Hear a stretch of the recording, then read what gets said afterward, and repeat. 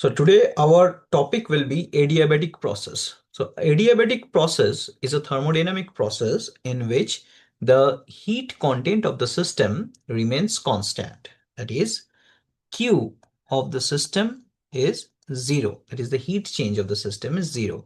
So for the adiabatic process, heat change is zero. This means that internal energy change or the change in internal energy will occur in expense, the work done in an adiabatic expansion or in an adiabatic process will be by doing or by in the expense of the internal energy. Okay. So because as Q is zero, so del E will be equals to W. So work done in an adiabatic process will always be with the expense of internal energy.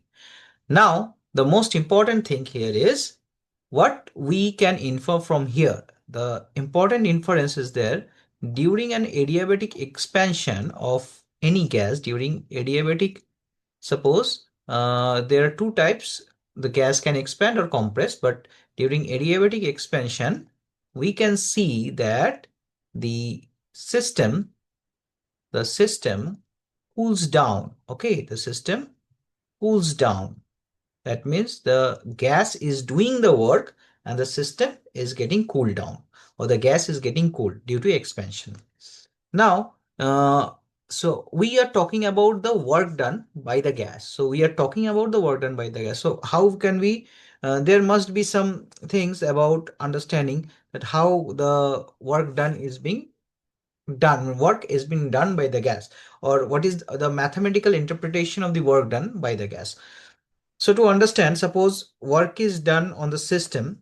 So we will write, this is the main thing, dE equals to Q plus W, and dE will be equals to W. Okay, now this W is for like that isothermal process like we have discussed in our previous video. For a very small change in volume, this W can be for a very small change, for a very small change in volume, for a very small change in volume, we can say that dE is equals to dW. Okay, for a very small change in volume, dE equals to dW. Now, as d equals to dW, then we can say that if we divide this dE by dt, suppose we do it dE by dt, and then we will do dt, divide this dW by dt. We have to divide both of them with dt on both sides. So it will be ddt of E and ddt of W. Okay, differentiation with respect to temperature for the internal energy and differentiation with respect to temperature of the work done by the gas.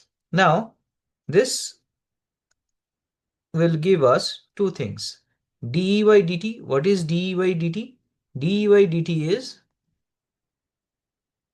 dE by dt is Cv. We have learned that Cv is heat capacity at a constant volume, and this is the main thing. This is a mathematical interpretation of Cv. Thus, we can write that dE equals to Cv dt. Okay, we can write this dE equals to Cv dt. Now we will just put this in this format. So dE dt equals to Cv dt by dt equals to dW by dt. Okay, so dt will get cancelled and you will have dW equals to Cv dt. Okay, you will have dW equals to Cv dt. Now, just like we have done in our isothermal expansion of an ideal gas in the reversible mode, we will do the same thing. We will integrate both sides. We will integrate both sides. Okay, and the limits of integration for this temperature will be from initial T1 to the final T2 temperature. So dW equals to Cv is constant, it will come out, and dt from T1 to T2. So we can write that it is W equals to CV T2 minus T1. Okay, we can write CV equals to T2 minus T1. And now this is the work done for 1 mole of an ideal gas. Okay, this is the work done for 1 mole of an ideal gas. Therefore, for n moles of an ideal gas, we will write W equals to n CV T2 minus T1. Okay, we will write n CV T2 minus T1. Now, previously, we have discussed that we have learned about the heat capacity ratios, and accordingly we have found out from our previous video. You can see, I will also put the link in this video, and you can look from there that we have already discussed that CV is equals to R over gamma minus 1, where gamma is the heat capacity ratio. Okay, the gamma is the heat capacity ratio. Gamma is the heat capacity ratio. So CV is R by gamma minus 1. So therefore, we can also write W equals to N R T2 minus T1 over gamma minus 1. So we can write this as well. Okay, so we can write this as well. This is the work done by the gas during its adiabatic expansion. Okay, this is the work done by a gas during its adiabatic expansion. Now, on the contrary, we have a lot of things that we can easily understand from here, that if an equation, like if in questions it is coming that you have the CV value, okay, and or you have the heat capacity ratio value, and you have to find the work done during the adiabatic expansion of a gas when the gas expands from T1 to T2 temperature, because we have already discussed that during adiabatic process, the heat content of the system remains constant. Okay, not like isothermal where heat comes in and heat goes out. Here, the heat remains constant, so temperature increases. Okay, so the temperature increases. So if the temperature increases and gas also expands, then the work done will be, then the surrounding will, what will it go? It will just cool itself. The system will cool itself. Also in adiabatic process,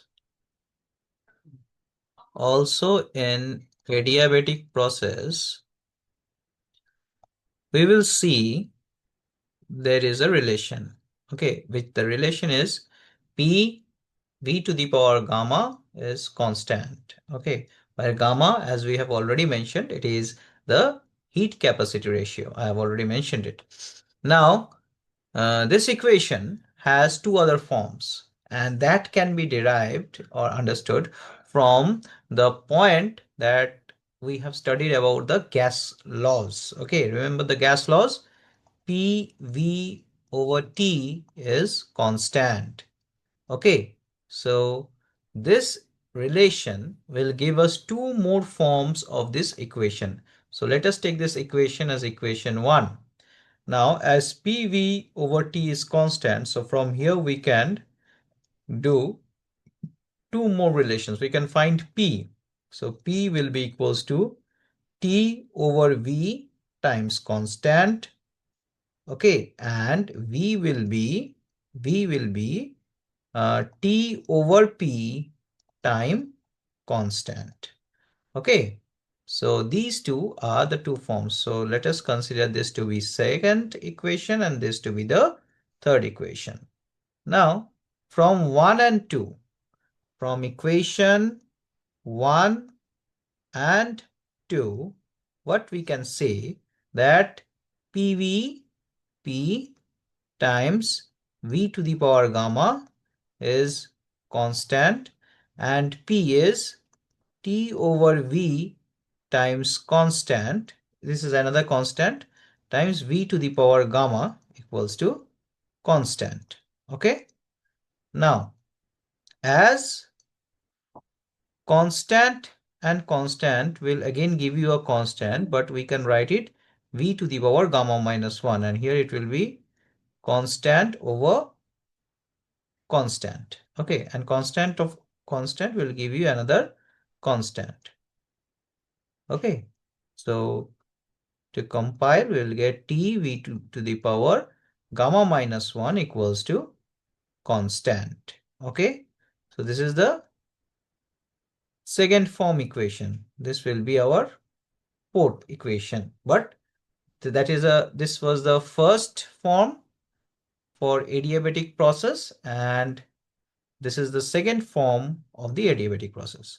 Now from equation 1 and equation 3. Okay, from 1 and equation 3, we saw that p v to the power gamma is equals to constant. Okay, now we have substituted p here. Now in equation 3, we will substitute v, means volume here. So p equals p times t by v to the power, sorry, t by p to the power gamma times constant to the power gamma equals to constant. Now p times t to the power gamma divided by p to the power gamma equals to constant over constant to the power gamma, and this side will only give you a constant, only some constant value again. Here you will get p to the power 1 minus gamma times t to the power gamma equals to constant. Okay, so from these three equations we can get two more forms. Okay, so these three forms, that is equation 1 pv to the power equals to constant, t v to the power gamma minus 1 equals to constant, and p to the power 1 minus gamma t to the power gamma equals to constant.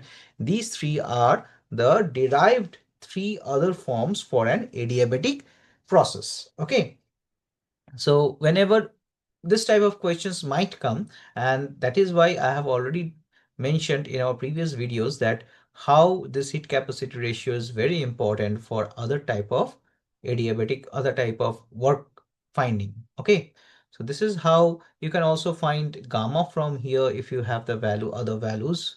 Okay, even how to expand this expansion of equation 1, expansion of equation 1 can be understood that p1 v1 to the power gamma equals to p2 v2 to the power gamma. So this is how, this is a modified form of Boyle's equation, you can also say. So like this, other expansions can also be done like this, and you will get the idea whenever you get the questions from adiabatic process and you have a heat capacity ratio given or CPCV value given, or if you have a CV value given, from there also you can calculate the value of heat capacity ratio, because CV equals to R divided by heat capacity ratio minus 1. That all these things have to be compiled, and questions may arise from all these things. Okay, so